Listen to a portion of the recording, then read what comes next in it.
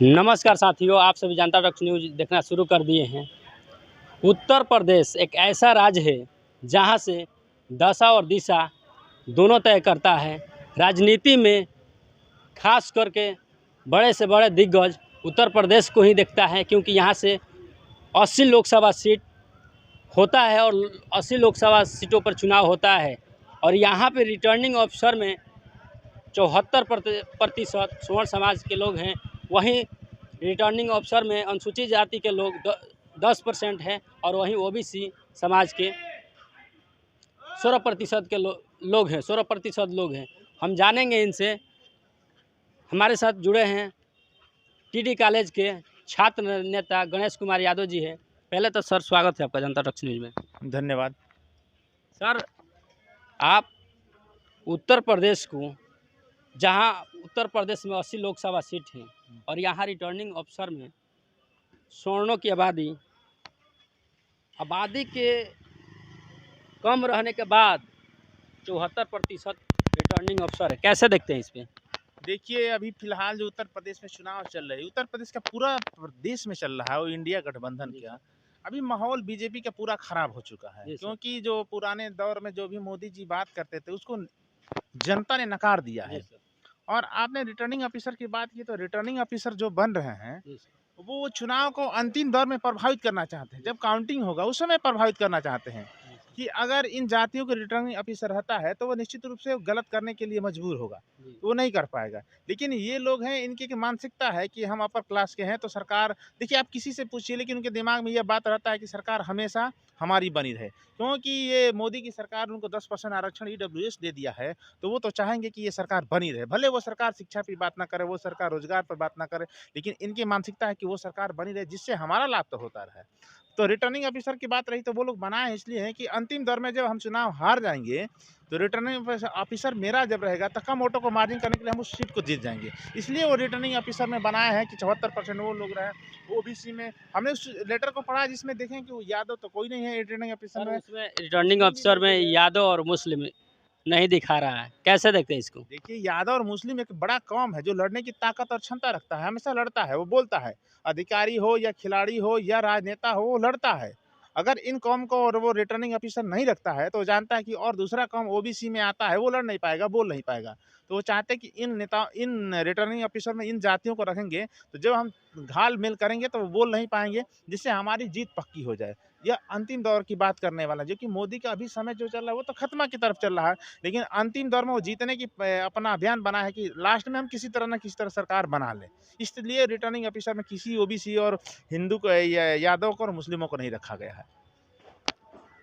Sir, खास करके OBC की तकरीबन 1931 की जनगणना के अनुसार 52% जनसंख्या थी। जनसंख्या इतने होने के बावजूद भी, चाहे रिजर्वेशन का मामला हो, चाहे रिटर्निंग ऑफिसर का मामला हो, इस प्रकार से मतलब कि दरकिनार कर दिया जाता है। ऐसा क्यों होता है? देखिए, ओबीसी जो जाति है, मंडल कमीशन रिपोर्ट जब 1990 में गणना हुआ था तो उसमें बताया गया था कि ओबीसी की 54% जातियां है, जिसमें सामाजिक और शैक्षणिक स्तर पर बात की गई थी। लेकिन कोर्ट ने नया नियम लगा दिया, जो कोर्ट आज इक्वलाइजेशन सिस्टम से चलता है, एक जाति के उस पर अधिकार है। वो ये नहीं चाहता है कि कभी भी किसी पूरे समाज का, भारत के समाज का विकास हो सके। अगर आप आरक्षण देते हैं, किसी भी समाज को शैक्षणिक और सामाजिक स्तर से विकास करना चाहते हैं, जब तक आप उसको रिजर्वेशन नहीं देते हैं तब तक उसका विकास नहीं हो, क्योंकि वो मुख्य धारा से बाहर है। मुख्य धारा में कब आता है? जब वो नौकरी करता है, अपने समाज को, अपनी बातों को रखता है, तब वो मुख्य धारा में आता है। लेकिन इस देश में जो कोलाजियम सिस्टम से जज की व्यवस्था की गई है, वो कभी नहीं चाहता है कि देश में इस तरह की व्यवस्था बने जो कि हमारे अधिकारों की कोई बात करे, अपने अधिकारों की बात करे। वो तो यही चाहता है कि इस देश में जो दबे कुचले हैं वो उसी तरह रहें। इसीलिए रिटर्निंग ऑफिसर की बात हो, चाहे आज जो भी चीज़ें देख रहे हैं, अधिकारों की जहाँ भी बात होती है वहाँ उसको दबाया जाता है, सताया जाता है। इस तरह की व्यवस्था बना कर रखा जाता है कि ताकि वो जो जाति के नाम पर गरीबी है वो बना रहे। और वो बना रहेगा तो हम उस पर प्रभुत्व बनाए रहेंगे, और प्रभुत्व बना रहेगा तो हम हमेशा जिंदाबाद रहेंगे। ये इस तरह के लिए वो मैटर है। बीजेपी के नेता और आरएसएस के लोग ये कह रहे हैं कि जो आरक्षण है, आरक्षण का आधार गरीबी होना चाहिए, जाति नहीं। इसको कैसे देखते हैं आप?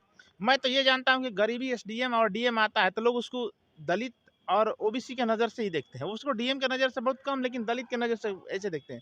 आप किसी दलित का चैम्बर में जाइए, अगर उसका नाम लिखा रहेगा कोई दलित ही शब्द से रहता है तो लोग उसको डायरेक्ट जाकर फेस कर लेते हैं।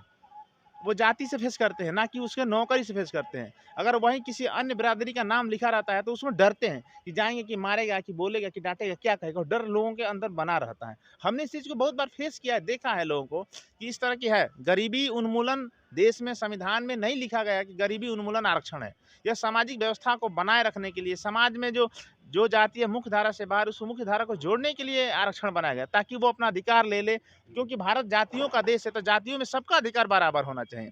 आप सबका जब अधिकार बराबर देंगे तो सब लोग कहेंगे नहीं, हर जाति का अधिकार जब बराबर मिल रहा है तो आने वाले दिन में कभी ना कभी हो सकता है कि जाति खत्म हो जाए। लेकिन आप गरीबी उन्मूलन बनाएंगे तो इस तरह से आरक्षण खत्म, जाति व्यवस्था नहीं खत्म हो सकती है। गरीब तो सब लोग हैं इस देश में। ईडब्ल्यूएस लगा है, हम 7 लाख पाएंगे, वो जनरल के लोग 7 लाख, और 7 बीघा खेत है तो वो गरीब हैं। यहाँ पर हम लोग क्रीमी लेयर में आ जाते हैं, हम लोग उतना है ही नहीं तो क्रीमी लेयर में आ जाते हैं। तो देश की जो व्यवस्था है, बहुत दुर्व्यवहार होता है ओबीसी के साथ, एससी एसटी के साथ। इस व्यवस्था को बदलने के लिए जब तक हम लोग लॉयर्स जुडिशरी में नहीं जाएंगे, तब तक ये व्यवस्था नहीं होगी। हमारी सरकार ओबीसी की नहीं बनेगी। जिस ओबीसी की सरकार मंडल कमीशन रिपोर्ट में बनी थी कि वो राजा नहीं रंक है, जिस तरह की बयान चल रही थी, अगर उस तरह के नेता अगर आएंगे तो निश्चित रूप से ओबीसी का विकास होगा, एससी एसटी का विकास होगा, तभी देश का विकास हो सकता था। क्योंकि इनकी जनसंख्या 60% और 85% है। जब ये मुख्य धारा में आएंगे तो निश्चित रूप से देश का विकास होने लगेगा। अगर ये मुख्य धारा में नहीं तो देश का विकास संभव नहीं है। बीजेपी नेत्री है और एसी सीट से जीती हुई है। नवनीत कौर राणा जी का एक बयान है, यदि भारत देश में रहना है तो जय श्री राम बोलना है, नहीं बोलना है तो पाकिस्तान चले जाएं। देखिए कैसे देखते हैं आप इसको? वो जो बोली है उनकी बात पर्सनल है, वो गुलामी करती है। जो अपने जाति धर्म मजहब की बात में अपनी बात को नहीं रखता है, यानी किसी की गुलामी करता है। वो जानती हैं कि अगर हम इस तरह की भाषा नहीं बोलेंगे तो बीजेपी हमको टिकट नहीं देगा। सर वो निर्दलीय जीती हुई है। सीट का लोकसभा क्षेत्र तो याद नहीं आ रहा है ध्यान पे, लेकिन वो शेड्यूल कास्ट जो रिजर्व सीट है उस सीट से जीती हुई है, निर्दलीय जीती है। तो मैंने पहले ही कहा कि निर्दलीय जीती हैं तो वो अपर क्लास की वोट पाने के लिए इस तरह की भाषा को यूज़ करती हैं। अगर उनको ये पता होता कि इस देश में जाति के नाम पर लोगों से पैर धुलवाया जाता है, जाति के नाम पर लोगों से झाड़ू लगवाया जाता है, जाति के नाम पर लोगों को खाटी और कुर्सी पर बैठने नहीं दिया जाता है, अगर उस आदमी का इस तरह का बयान आ रहा है तो कहीं न कहीं वो मनुवाद में फँसा है। कहीं न कहीं वो उसको जाति के जकड़ में फँसाकर उसको बुलवाने के लिए कोई मजबूर कर रहा है। मैं इतना जानता हूँ कि वो इतनी बड़ी सदन में गई हैं, तो अगर वो पढ़ी लिखी होती तो इस तरह की भाषा का उपयोग नहीं कर पाती। सर हम आपसे लास्ट में आखिरी सवाल आपसे ये रहेगा, आखिर बहुजन समाज के लोग 131 सांसद चुन कर जाते हैं एससी एसटी ओबीसी, तो वो लोग मतलब क्या मजबूरी रहती है कि वो लोग बोल नहीं पाते हैं?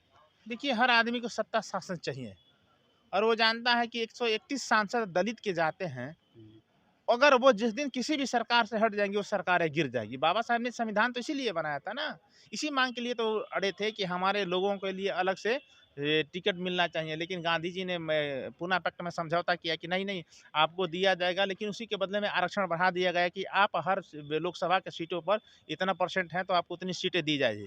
131 सीटें के जितने दलित लोग हैं, अगर उनके दिमाग में ये आ जाए कि देश में जो सरकारें चल रही है, वो तानाशाही रवैया हिटलरशाही कर रही है और जिस दिन समर्थन वापस कर लेंगे वो सरकारें गिर जाएगी। लेकिन ये लोग भी चाहते हैं कि हम वहाँ तो हैं, अपनी स्थिति बनाए रखने के लिए उनकी कदमदारी और दमदारी करते हैं।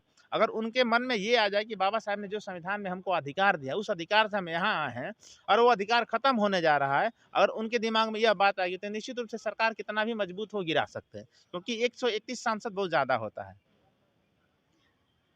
आप सभी देख पा रहे थे जो ये टीडी कॉलेज के छात्र नेता है जो गणेश यादव जी इनका नाम है, और एडवोकेट जी भी है।